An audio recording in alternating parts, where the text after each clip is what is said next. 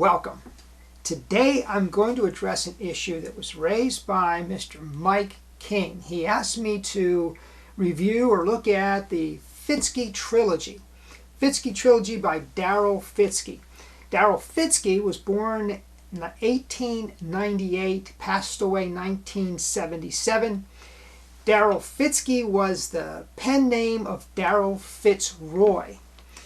The Fitzkee Trilogy was recommended to me by Denny Haney. You've heard me reference him many times in this series. Denny was my mentor and friend.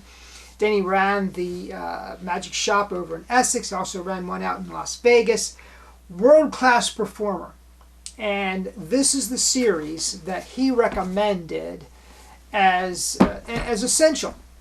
If people would come in and say, what should I buy? He would say Tarbell. He would say the Fitzkee Trilogy. Steve Martin, the comedian Steve Martin, and Mike Cavaney have both referenced this trilogy as having a great impact on their lives and career. Thought I'd mention that. Steve Martin in his biography and Mike Cavaney in other places. There's three, obviously, a trilogy.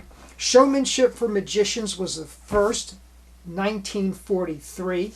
The Trick Brain was the second, 1944. And this is a more contemporary version of Magic by Misdirection in 1945, the last one that was published. There's no tricks in them. That's why magicians don't generally read them. There's no tricks in them.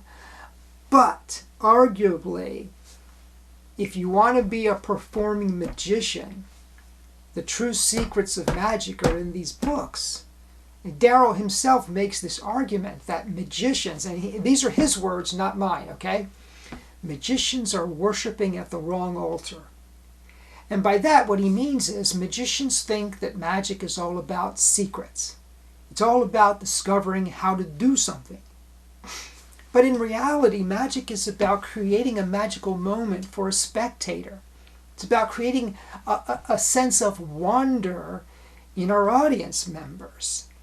We can know all the secrets in the world, but if we can't present those secrets in such a way, or present that material in such a way that it inspires wonder, then we're not magicians.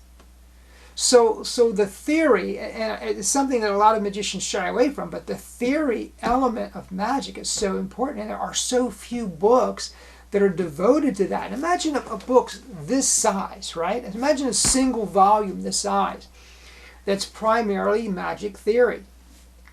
Well, that's basically what this is. Now, he wrote these in a particular order for a particular reason.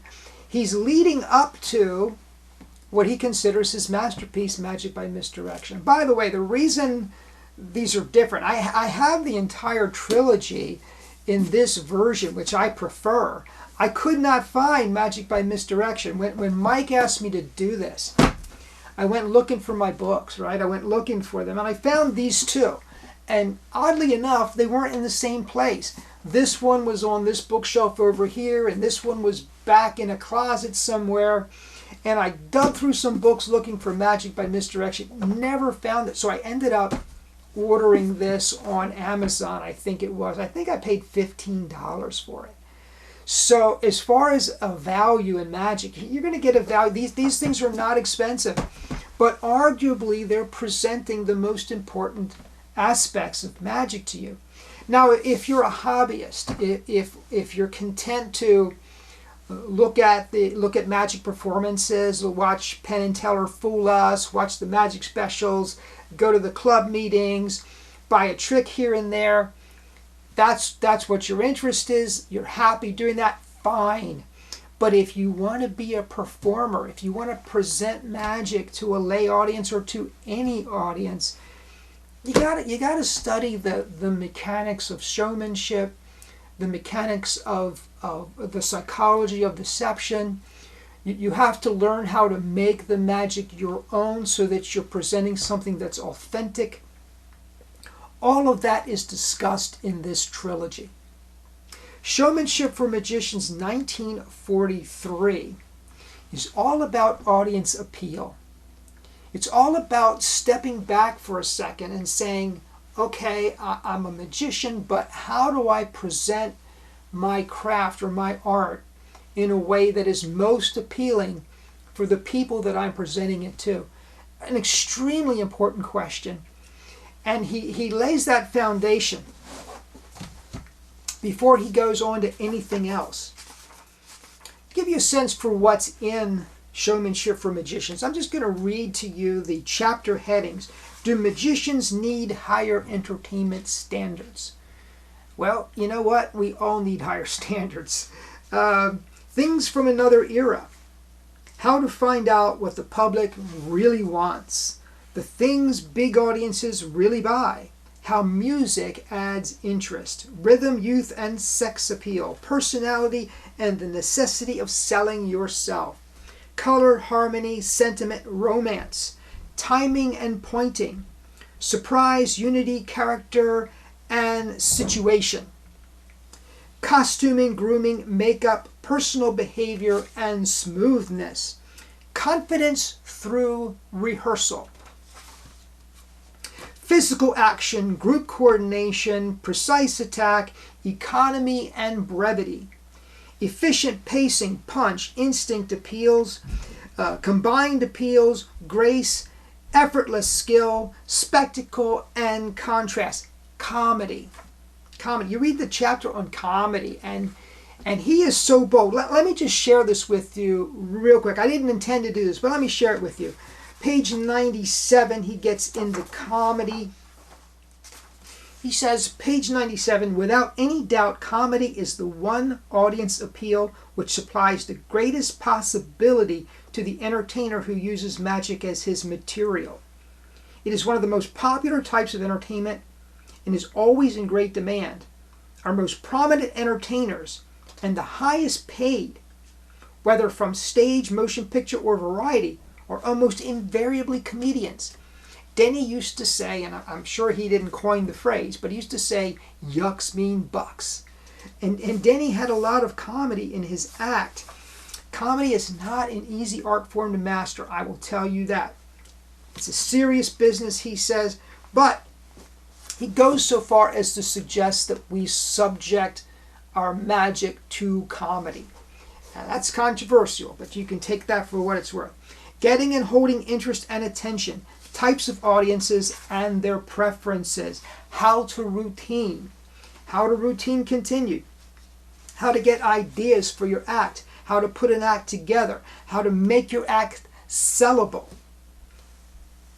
A magic show in the modern manner, and so on. That is Showmanship for Magicians. It's an outstanding book. It was the first of the trilogy. Then he goes on to the trick brain. The trick brain. By the way, Mike, let me stop for a second and share this with you. I had not read these books in years. I think I first purchased them in the early 80s, maybe, under Denny's recommendation. I came home, I read them. I think I benefited from them at the time. Put them on the shelf, never looked at them again. When Mike King asked me to do this video, I pulled them off the shelf and I reread them. Not reread them as in study. I mean, when I read something for the first time, I highlight, I take notes in the margins. I'm very careful, I'm very slow, but I wanted to prepare for this video, so I went back and I reread them as quickly as possible. And what I found is that they're more relevant to me today than they were back in 1982 or 1983 when I first read them. They speak more to me today. I think I've grown as a performer, I've grown as a person, and I'm ready to take on some of what Dariel Fitzkee was trying to share with me way back when. So thank you so much, because I've taken a second look at my own magic and performing as a result of studying these. And I think they can do the same for you. Now let me get into the trick brain for a little bit. The trick brain, more than any of the others in the trilogy, has had an ongoing impact on my life. The trick brain defines effects and creates a system for creating original magic. And I'm going to get into that in a second, but let me just digress for a moment. I was attending a lecture by Bob Cassidy. And Bob Cassidy said that there needs, now remember, Bob Cassidy's a mentalist, I'm a mentalist, so I was benefiting greatly because we were speaking the same language. But Bob Cassidy said, in order to be successful as an entertainer, as a magical entertainer, you need to have a silent script going in your head. And the silent script is the magical effect that you're trying to create. So if you, for example, if you've had somebody write down their birthday and you're trying to discern that birthday, what are you trying to do? Are you trying to read the audience member's mind? Are you trying to read a concealed paper? Those are two different psychic phenomena. So you need to define very clearly in your mind what you're trying to do. Well, the application of that goes well beyond mentalism. It goes into every field of magic. And the trick brain provides a system for creating magic that starts with its foundation, understanding the effect you're trying to present. So it gives you a system. It gives you a definition of the types of effects that can be created, both as a traditional magical performer and as a mentalist. So I highly recommend it for that. I have created, and I might get into this in a future blog, but I've created a worksheet for every effect that I create, that I present.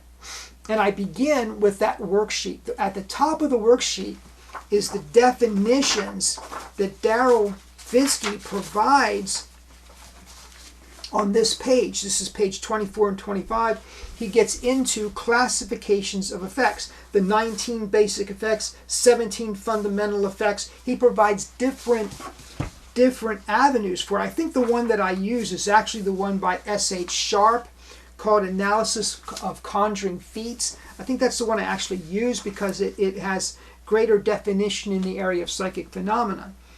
But you need to start there. So once you define what the effect is that you're trying to create, then you go on and you create your pattern, you create your story that supports that.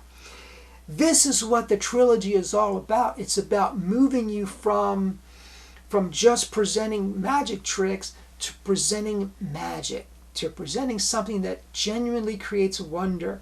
And you really need to put this much thought into it if you're going to do that. So, but let me share with you from page 237 in the Trick Brain, where he really does define what the trick brain is and how it works. Okay, page 237, the trick brain. The trick brain is a mechanical method of stimulating the imagination in the invention of new trick plots or combinations. It suggests possible methods for accomplishing the desired tricks, whether the particular trick is simple or complex. Within the possibilities of human endeavor, it includes the basic methods of accomplishing all known types of tricks and effects. The trick brain consists of 4 parts. Part 1 is a list of the basic effects. That's what we just talked about. Part 2 is a detailed list of the essential factors for each basic effect. Part 3 is a list of objects from which to choose subjects for the various trick plots. Part 4 is a complete list of basic methods for accomplishing each type of effect. So what he's really providing you here is a blueprint for creating your own magic. Now, why is it important to create your own magic? The magic that you're buying off the shelf was created by someone else for their personality, their presentation style, and their way of performing. You need to create magic that is unique to you and your personality. That's going to advance your magic greatly. It's going to make you much more appealing to your audiences because you're presenting something that's authentic and not a copy of somebody else. So that's the trick brain, folks. Part 2 of the trilogy, Magic by Misdirection, published in 1945 originally. Part 3. This book deals with the psychology of deception. And he argues in this book that these two were essential as prerequisites to getting to this. He argues in this book that the psychology of deception is more important than secrets, than gimmicks, than the things that make the magic work. Because it's only through the psychology of deception that you actually create wonder in the minds of your audience. what you do, the mechanics of an effect, are basically irrelevant if the audience member doesn't experience wonder. And the audience member cannot experience wonder in the absence of the psychology of deception. That's why this book is so important. Page 223, if you happen to have a copy, take a look. I'm going to be reading right off of this page, 223. He kind of draws everything to a conclusion in a single paragraph, and I wanted to share this with you. The magician's ultimate objective should be the mind of the spectator. His chief task, or her chief task, is to ensure that the spectator's mind receives the interpretation the magician intends. See? If the spectator doesn't receive that, we have failed as performers. He accomplishes his purpose through dexterous, skillful, and intelligent mixtures of truth and disguise and attention control. With discriminating applications of the factors of mental deception, the magician needs little else. Without them, no repertoire of sleights and no collection of apparatus is sufficient to deceive. So you absolutely have to have an understanding of the psychology of deception. That's what he provides in this book. Mike King, thank you so much for recommending that I go ahead and do this. Again, this has been sitting in my library for years. I've been doing this vlog for a very long time. It never occurred to me, for whatever reason, to present the Fitzkee Trilogy. So I appreciate very much that you asked. Folks, if you have not subscribed, please subscribe. Please hit that subscribe button. Please comment down below. You know I love your comments. And by the way, this vlog is as a result of a comment. So please comment. I love them. Thank you so much. I will see you next time.